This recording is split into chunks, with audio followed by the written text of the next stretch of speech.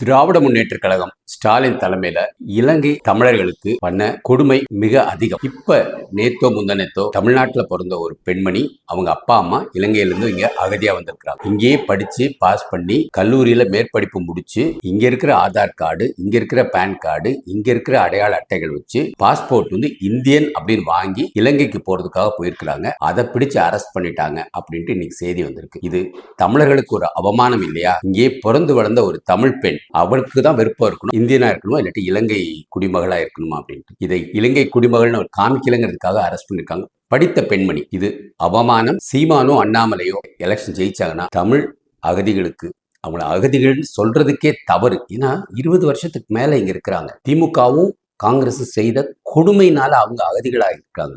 அதை அமைதியா பாதுகாத்திருக்கலாம் அவங்களுக்கு. திமுகவும் காங்கிரஸும் எந்த காலத்திலையும் தமிழர்களுக்காக எதையும் உருப்படியா செய்ய மாட்டாங்க. ஒன்று நீங்க சீமானை தேர்ந்தெடுங்க, இல்ல பாரதிய ஜனதா கட்சியில் இருக்க அண்ணாமலை தலைமையை தேர்ந்தெடுங்க. இதுதான் தமிழகத்திற்கு நல்லது. கச்சத்தீவும் நமக்கு கிடைக்கும். இங்க இருக்க இலங்கை தமிழர்களுக்கு குடியுரிமை கிடைக்கும். அவங்களுக்கு இங்க இருக்கணும்னா இங்க இருக்கலாம், இல்ல அங்க இலங்கைக்கு போகணும்னாலும் போகலாம், இல்ல டூயல் பாஸ்போர்ட் இப்ப எல்லா வெளிநாட்டுக்காரர்களுக்கும் கொடுக்குறாங்க. அது மாதிரி கொடுக்கறதுக்குள்ள வாய்ப்பு இருக்கு. ஆனா திருப்பி திருப்பி திருப்பி இந்த காங்கிரஸ் திமுகவை வைகோ முதல் கொண்டு போய் அங்க போய் அடைஞ்சிட்டீங்க. நீங்கெல்லாம் கேவலப்பட வேண்டிய விஷயங்கள் இந்த ஒரு பெண்மணினால அவமானமா இருக்குது. திராவிட முன்னேற்ற கழகத்தோட போன 5 ஆண்டு வேலைப்பாடுகள்.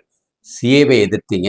இந்த மாதிரி ஒரு பெண்மணிக்கு ஒரு எதிர்காலத்தை உங்களால செய்ய முடியலன்னா அப்புறம் என்னையா நீங்கெல்லாம் அமைச்சரா இருந்திருக்கீங்க? வாழ்க பாரதம், வளர்க தமிழ், ஒளிரட்டு தமிழகம்.